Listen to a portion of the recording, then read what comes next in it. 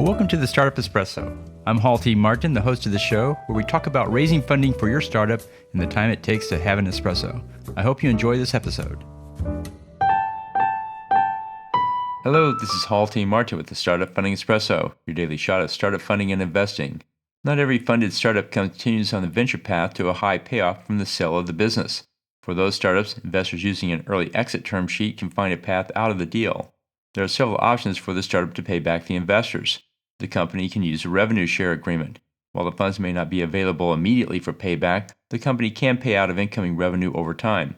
This is typically 2 to 3% of top-line revenue and is paid monthly. In many cases, this will take more than a year to pay off.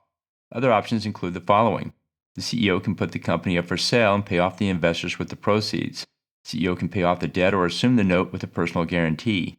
Other investors in the company can buy out the early exit investors as well.